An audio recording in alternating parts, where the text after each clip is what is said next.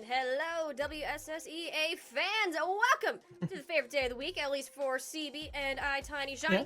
It is the Overwatch day for our high school teams, and we've got two that are looking for their very first win. And you know what? One of them is going to get it today.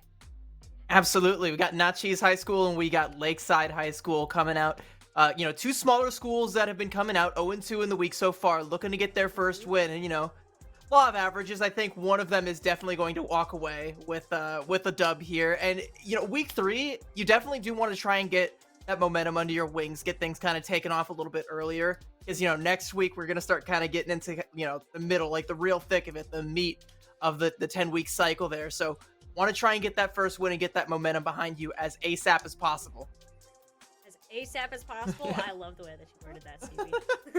I've worded things in the most awful ways that I could possibly fathom. But it's like, these schools are just trying to get their first win, and that's really like the most information that we know about them. They're both also new to WSSEA. They're trying, get their first win in WSSEA as a whole. Like, they're both very new, very inexperienced teams. So, this 0-2 scoreline that we've seen from them so far, not entirely unexpected, but a big win over another team that's also kind of struggling can be what kind of gives you that momentum shifts, shifts things into gear, starts setting you on that upward trajectory.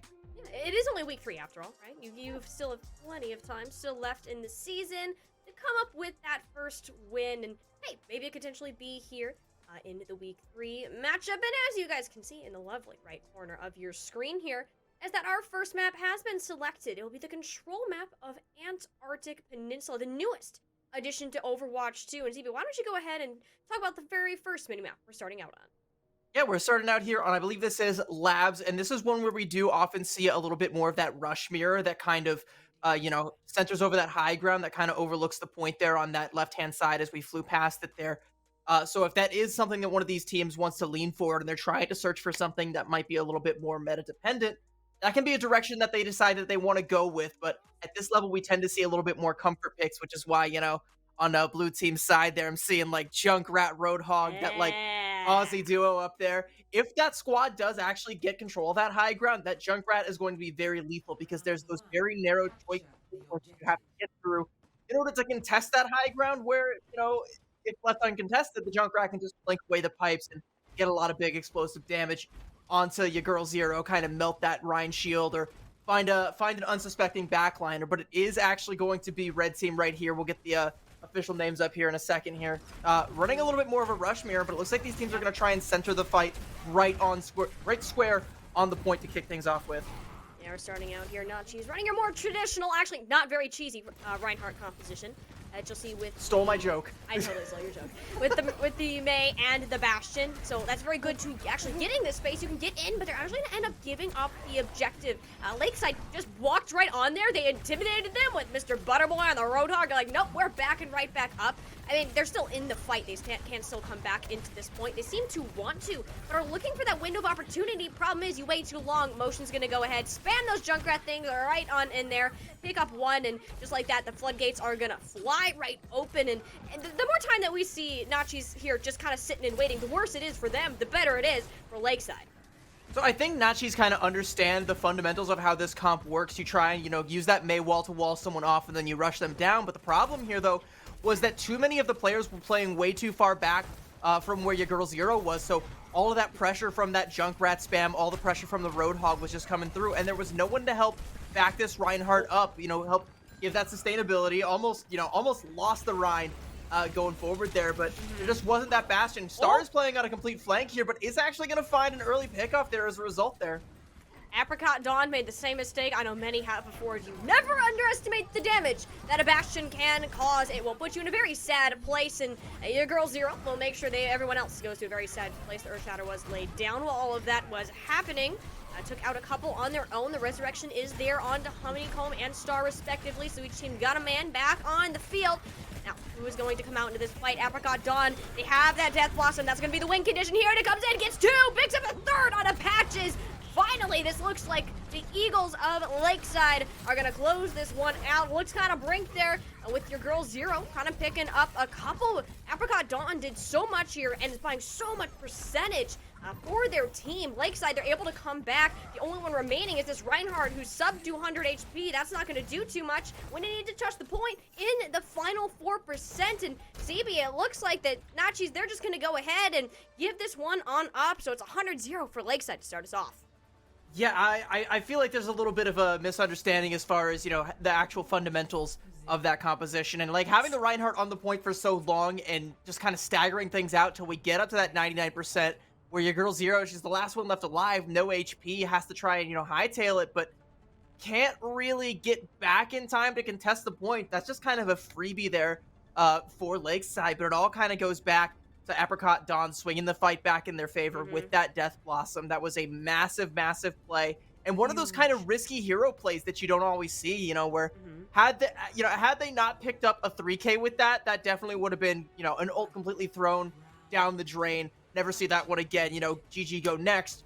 But because it picks up 3 and because it ends up being so massive, Lakeside, they prosper as a result. So we'll see if they can keep that momentum going up as we move on to Icebreaker here. Once again, Naches has not swapped their comp up. They're still running this rush comp. They actually switched Star over to the Hanzo, though, so that might be a little thing to look out for. Yeah, still that same high damage kind of chunk potential with the Hanzo, but you add the one tap in there, which is part of the reason why Hanzo is so good.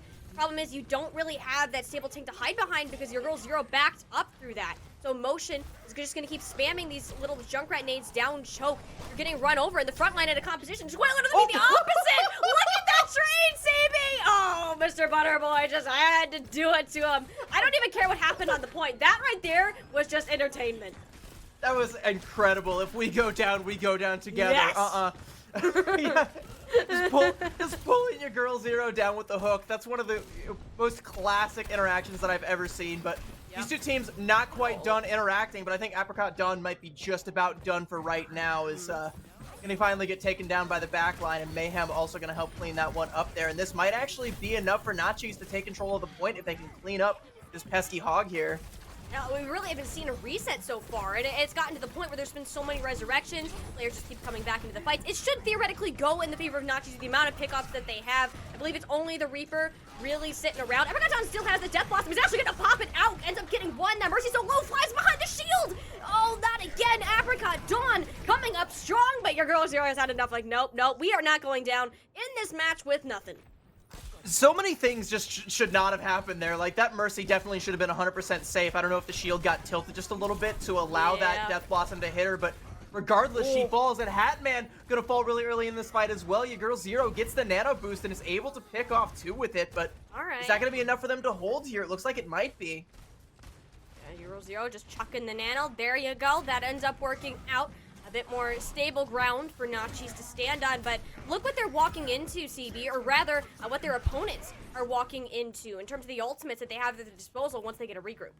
Yeah, Star is actually swapped over to the Reaper to try and match Apricot Dawn on the Reaper, who's been so, been such a playmaker with these Death Blossoms. Now with that playmaking potential, Naches might start to look to swing the momentum in their favor, and the percentage is ticking up to about that equilibrium, that 46%, and now we've passed it. Now, Naches are very firmly in the lead. They just have to kind of keep building this momentum up. And again, yeah, that Death Blossom and that Blizzard are 2 great tools to do so, but they're going to have to weather this first volley in the form of the Riptire from Motion.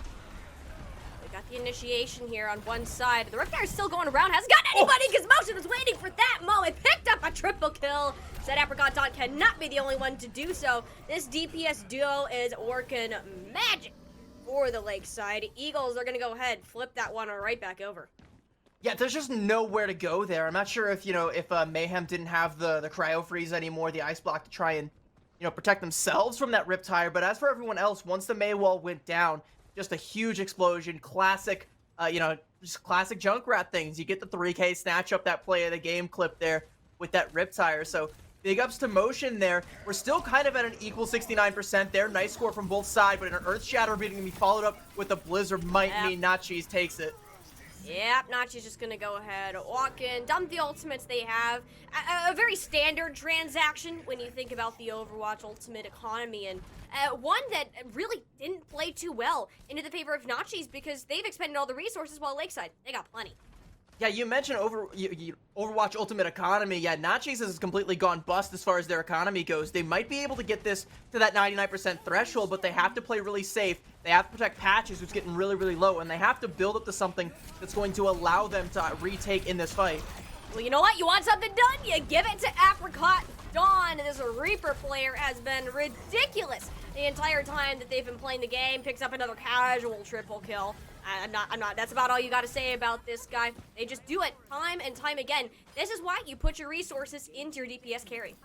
Now the script has been kind of flipped, though, because Lakeside doesn't really have an ult to try and hold this either, and we were able to get Naches up to that 99% threshold. While they didn't necessarily do enough damage or healing to build up to an ultimate of their own, if they make this fight go long, they're going to be the first ones to pull the trigger, because they're going to be the first ones to have an ultimate to speak of, so be on the lookout for them to try and make something happen here. Tempo of this fight, how long it goes, is so incredibly important for the team that needs to switch that point back over, but Motion's already setting things in motion for their team in the right way. Your girl Zero got that nano boost, swinging back in the backline, picks up 3, the Earth Shatter gets laid out. That is the tempo fight we needed to see right there. Naches gonna flip this point right back over at 99% and likely go ahead and take the win right here. I don't believe there's anybody really on the side of the other team, Lakeside, to even get back and touch the point. There it is. We're now all tied up after a very close round here. That all comes down to Hatman doing just enough to get that nano boost online before losing their own life there and being able to put it on to your girl Zero. So even though everyone else is falling in the neutral to Motion and Apricot Dawn, who have been really lights out, on the Junkrat and on the Reaper thus far, despite losing all these players in the neutral, just because they have that really, really strong ultimate in play, and that's able to help your girl Zero build up to the Earth Shatter, which helps put down Mr. Butterboy. Great play overall. And it's just kind of, how we have to play these things out. Try and cycle out your ultimates, Overwatch 101. Build up to an ult, use it, win the fight. Hopefully you have another ult to use for the next fight. Lather, rinse, repeat. It's the cycle. That's how it goes. It's called an ult cycle for a reason, and it's just going to depend, I think, between the teams, looking at the skill level that they have. That's been the most impactful resource by all means. It's how the game goes. I mean, the composition differences don't even seem to matter as much. It's just whoever has those ultimates, that's winning. The neutral fights, they're back and forth. We're not seeing these huge power play setups. It's all about this individual style, about who's going to be the one there. And so far, it's been Apricot Dawns. I don't see that changing anytime soon. Continuing the pressure straight under the supports here, ends up getting slept for a bit, so opting to retreat back because your girl Zero has raided the front line along with Star, and it kind of just took everything down in their path.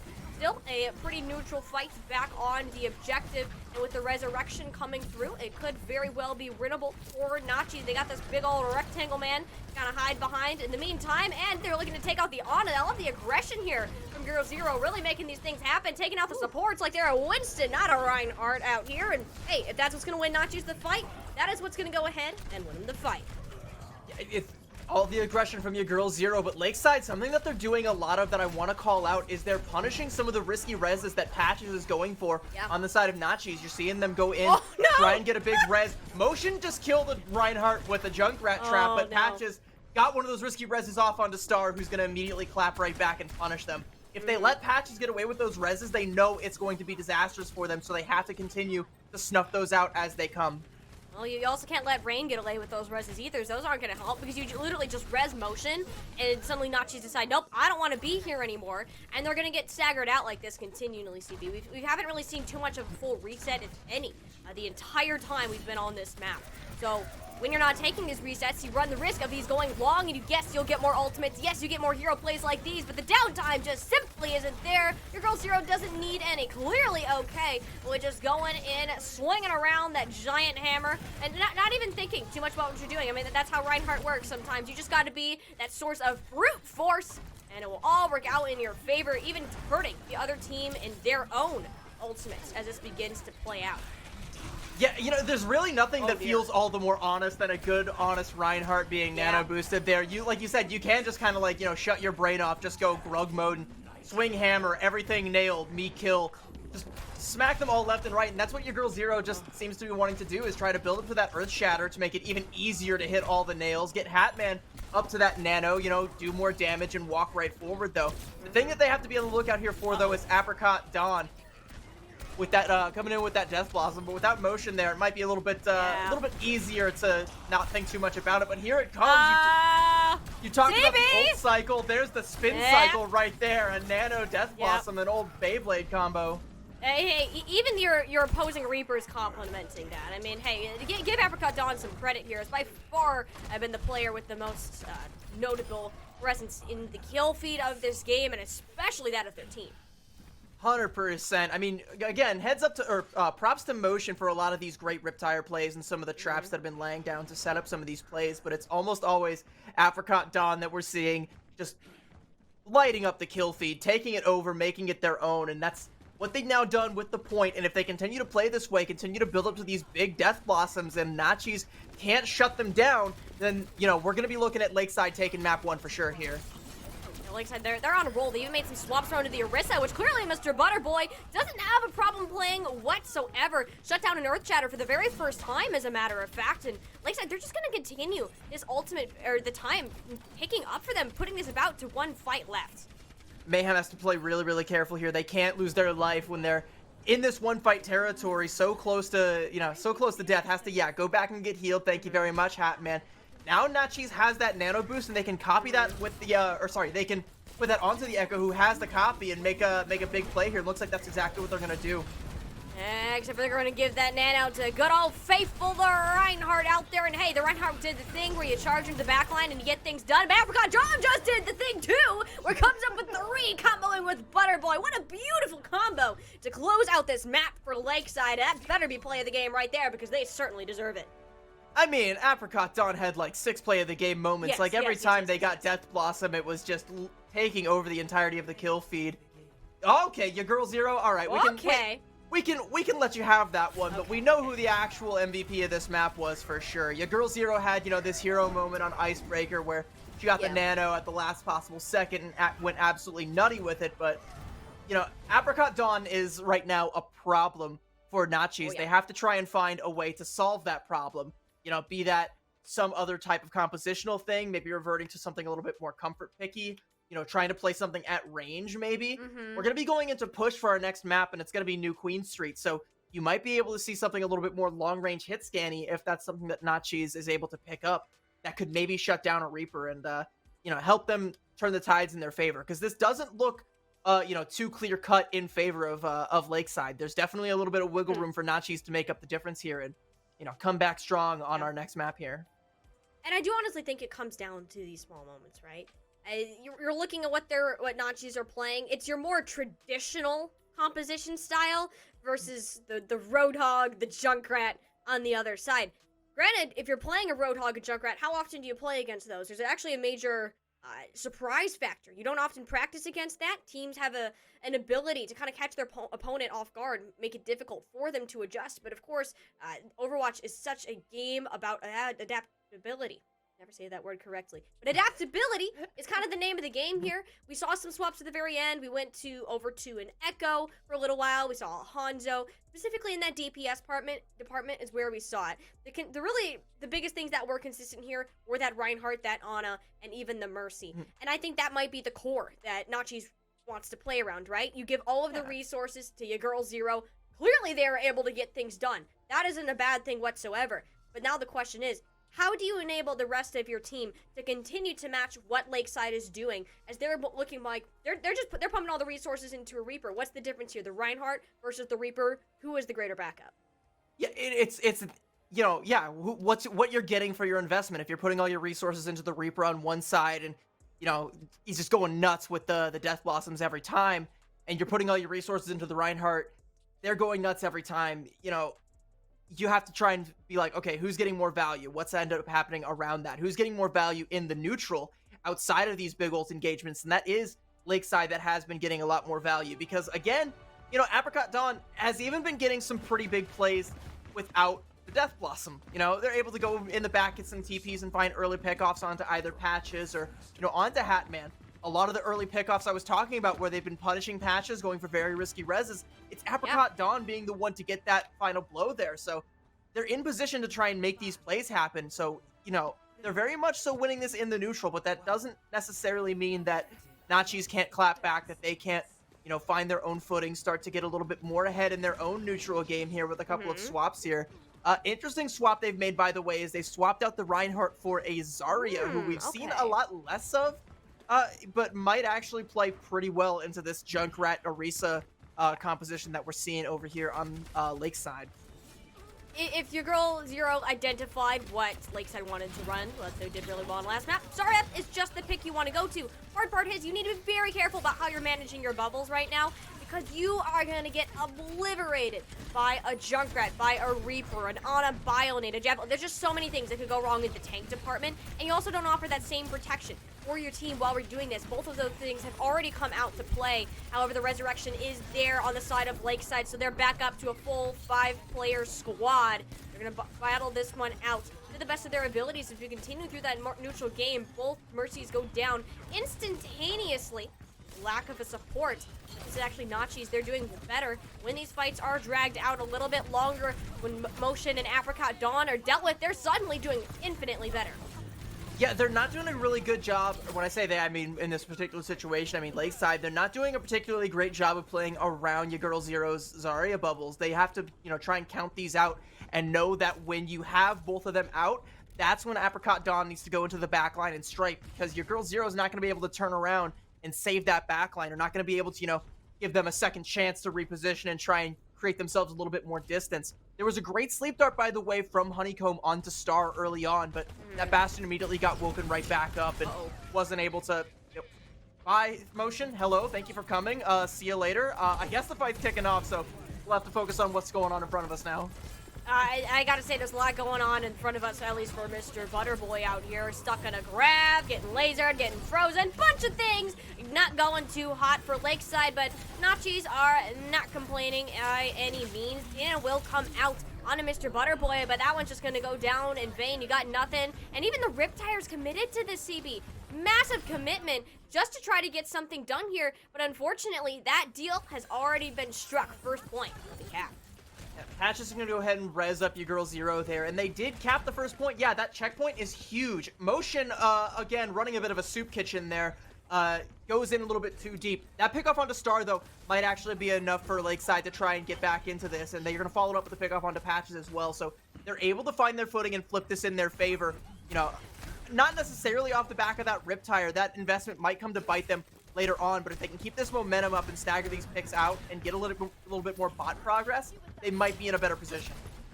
And you know what else tells me they're in a really good position? They got their lovely Reaper ultimate here, the Blossom of Death, which every time that has happened, I've seen at least a triple kill. So that's essentially a team fight win if we're sticking with that storyline. However, we need to actually get in the battle here because Naches, they're returning. They're already back into the fight, and they're actually going to take it from the back route. Surprising Motion, catching them off guard, and almost got Rain as well. So being down that Sombra player you wanted to have for the initiation, this got to be the time to strike Apricot Dawn. I can tell they're looking for it, but you're face-to-face with the Bastion and will be going down. Key pick off there for Star. Turn this back into the favor of Naches. I missed all the trades that are occurring around this robot in the center of the point. Streets of New Queens aren't faring too hot for the blue team. They got close to getting it past the midpoint. They will cancel those forward spawns, but they simply don't have the players to pull this out. They're still stuck in this neutral battle and have not been able to escape. Getting it past that forward spawn block there, though, has been a massive boon for them. Much like these Death Blossom traditionally has been. Only finds Patches this time, but taking out a backliner, that has got to be enough. They're going to have to invest the rally to keep this momentum going here, though. And this is new Brig, by the way. New Brig. New Brig, kind of old Brig, but also new Brig, because look at that giant shield, people. That's a new tank on the field, in my opinion, but we're not going to get into that right now. Yeah, Honeycomb, pop alt, you win. I love the swaps that were made. We had Motion even go over to the Pharah. We got the Brig on the field. This is that adaptation we needed to see, CV. Yeah, also, yeah, that Brig shield again. Let's talk about how big that is. It's like a 4K monitor right there, you know? Yeah. Brig, but in widescreen. Lakeside, they have the momentum on their side, and they're only really going to have the Valkyrie to try and follow it up with, but they're getting close to that barrage from Motion. I didn't even realize that they swapped over to the Farmer seat, but, having that might be enough to keep things going if they can weather the storm of this artillery strike from Star, and they do. They'll be okay from that artillery strike, but health hasn't totally been healed up. But Motion in the Skies didn't have to worry about what was going on the ground. They're making the things happen, dealing the majority of that damage and putting things, I hate to say do it again, into motion for the blue team. Lakeside are close to matching that mark that was set by their opponents and even potentially passing it. I feel like they will pass it. There is going to be the butt scratch animation here that's going to take that bot a little bit, give him a little bit of a breather, have him stop, sip some Gatorade before he continues his hike uphill here. And that's going to give Naches the chance to try and regroup and stop them from losing the lead here. You have Mayhem swapping over to the Reaper here, and your girl Zero has a Shatter. We know how effective she's been with it and continues to be just as lethal with this ultimate. Yeah, but the pin doesn't do 250 damage anymore. The Reaper's gonna live. Everyone's staying alive, and the backup was thrown way out of whack because Mr. Butterboy is throwing scrap all over the place and even picking off Mayhem. This looks like it's going to be the lead given over to the Lakeside Eagles. There's nothing that Naches could have done better there. They tried their best to get into the fight, except for your girl Zero. They were ready. They were in the fight. They were going. However, the rest of their team wasn't quite there in the backup yet. So they're forfeiting this lead at a critical point in the match that is actually being played right now. And right now, they don't have too many resources to kind of stop this robot. I don't agree with Honeycomb using the rally there. That feels like it wasn't necessarily necessary, to be a little bit redundant there. But, the fact that they're able to live and it goes unpunished is going to be huge for Lakeside, because now Naches, everyone is still on the point here. We still have a solid force keeping the bot going forward. That's more and more ground that they're losing. They swapped your girl Zero onto the Hog. He's going to get the Nano and an early pick off onto Rain. That's huge. Huge onto Rain. Yeah, there won't be a res for that hero, and there will be one on the side of Naches. This could be the spot where they turn this payload around. However, problem or target number one has to be Motion up in the skies. Has not gone down since being on this Pharah, and for good reason. There isn't really a player to contest them at this time. So all they need to do is sit back behind the Hog, or rather just let the Hog take all of the damage for them, and they can continue to wrap this up. All that needs to happen right now is the blue team Lakeside. You gotta win every other fight. They don't need to win all of them. You don't need a full completion. Every other fight will completely be fine with the lead that they currently have. Yeah, and with the forward spawns and no one really being able to deal with motion except for maybe your girl Zero with the hook, but not enough follow-up, it's going to be really easy for them to keep this snowball rolling downhill for them. Mayhem has a Death Blossom though, so maybe, just maybe, Naches can put this push to bed for now.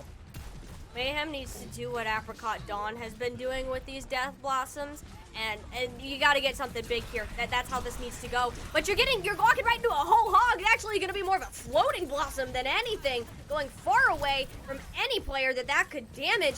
Motion does end up sacrificing their life for that barrage, though. So it's still very, very winnable for the red team, even if several win buttons, aka ultimates, were pressed for Lakeside. They're still battling this one out to the best of their ability. But they use a lot of resources, and it would be devastating for them to lose. They understand that. That's why they're sticking around. They are battling this one out. The importance of it is so great at the time where it stands. Great shield from even Honeycomb there. That was beautiful. Beautiful defensive play from Honeycomb to keep the Pharah in the battle, too. The longer this goes on, CB, the better it is for Lakeside. I said it before, they don't need to win the fight. All they gotta do, buy time, stall it out, make sure this robot does not move an inch, and you are perfectly fine to close this map out in 1 minute and 20 seconds, and Mr. Buddy Boy will make sure that will happen. Yeah, you said they have to buy time, but it looks like they don't have to spend a dime anymore. They've got all the time they need. We're down to about a minute. They're knocking on the door of the spawn right now, and Naches, they have to make a play here, and they're only going to have the Valkyrie to do it, but an early pickup onto Motion. The res might be able to come through from Rain. They're going to go ahead and pop the Valkyrie to try and make sure that does not happen, but they've lost Star trying to make a play. Lost Star and the res can't come through on Emotion anymore. It's all in Apricot Dawn's head, but that's what you want it to be, and another triple kill for the Reaper player. Oh, this one is just about as good as done, CB. There's very few players, if any, remaining from Naches to even get to this objective. They're just going to be chucking bodies at this one, hoping for something to happen, but those numbers are going to run so darn slim. Lakeside got all the tools, all the resources they need to pull this one out. They are going to claim map number 2 and a victory in today's matchup. The stock market has spoken. Invest in Apricot Dawn. Buy now, because that stock is going to continue to rise. That's the answer that Lakeside has arrived after their previous 2 losses, looking for an answer, looking for a solution.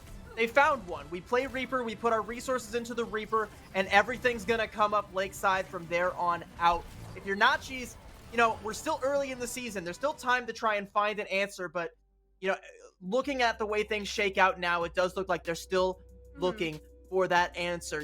They showed a lot of life, trying to invest in their Reinhardt play, and it paid off at times, but not enough of the time in order to net them map wins. And that's kind of the big thing. You can get these big fight wins, you can get these big decisive fight wins, but you got to keep doing it consistently. You got to be able to do it in the neutral. You have to play your ult rotations. You have to be able to punish when Lakeside's making some of these mistakes where they're investing ults where they don't really need to. You got to try and learn to punish some of these things. Still a lot of work to do for Naches, but there's some things there that you can build off of. There's a great foundation in your Girl Zero if you continue to invest in your tank play here, but we still have to talk about Apricot Dawn. By far the player of the match, for me at least. I don't know if you agree. It sounds like you do. I don't know if there's too many other options, CB. Let's be honest. Apricot Dawn just put some of these team fights. This was a Apricot Dawn versus Naches fight. Several of them came out just with these Death Blossoms. Didn't even need it. And sometimes you got the nano boost onto them. They just walked into the backline half the time. It just worked out. That is what you need from a DPS player. Clearly, you're putting your cards and resources into the right person. Apricot Dawn is that person, and I hope that continues to be the case. And, we did see a lot of signs of life, right? Especially for your Girl Zero. And also a very highlight player, definitely the most highlighted player from today from Naches. They're going to be the one to watch out for. But we also want to see some of these edges kind of rounded out as we move forward. So we're not even halfway through the season yet. There's still plenty of time to make these changes as we continue to move down the line. But I do look forward to see where both of these teams end up taking their rosters, how they're going to develop and evolve as we continue to progress. Yeah, but now is about the time where you do want to try and start making those strides, because we're getting into weeks 4, 5, 6, and 7, which I would kind of consider like, the middle of the season, the real meat of it, where you have to be making these big moves and making these big plays, And that's where I'm going to look back to Lakeside, because it's like, well, now you got your first win. Are you going to be able to keep this momentum up, though? Because there's still some other heavy hitters in this league that you might not have gone up against yet. You might end up finding yourself playing against, a team you've already, played and lost. But now that you've found your stride, now that you've got that confidence boost, could you maybe take them out? A lot of different things can happen, and these are both going to be some teams to keep an eye out on, especially now that we've gotten a taste of, what they have to offer, what they're capable of doing, and especially, again, with Lakeside. Their strategy, invest in the Reaper and let it pay off. Are there other teams, in WSSEA that can punish that? Are there other teams that are going to be on the lookout for that strategy going forward, How deep does the scouting go? How deep does this particular rabbit hole go? We're going to start finding out next week when we get into more of the mid stages of this season and we start to see the competition ramp up a little bit. We start to see more teams really hit their stride. And that is certainly something that I know we are both looking forward to. It's been a pretty quick day here on the Overwatch broadcast for WSSEA. So thank you to everybody who came out to support these students in their scholastic esports journey. That means a whole lot to both them and both of us. This is something that we hold close to ourselves, and to see the esports journey, the esports community continue to grow. So thank you again. We still have more WSSEA action coming up tomorrow with, I believe, Rocket League is the game of Super Smash Brothers Super Smash tomorrow. Bros. I apologize. Still a very cool game. So make sure that you guys are following the Washington School Esports channel to stay updated on all of that. So with that, CD, we will go ahead and say goodbye for the evening. Wait, one more thing. One more thing. We got one more. What are we doing? Shout out to our sponsor, Seattle Built PCs. I got it. We love the sponsors here. We love the sponsors. Hey, they're the ones that make these things happen. Thank you, CB. We do love the sponsors. Thank you for Seattle Built PCs, and we will be sure to keep that in mind for the next one. For now, have a great night, everyone.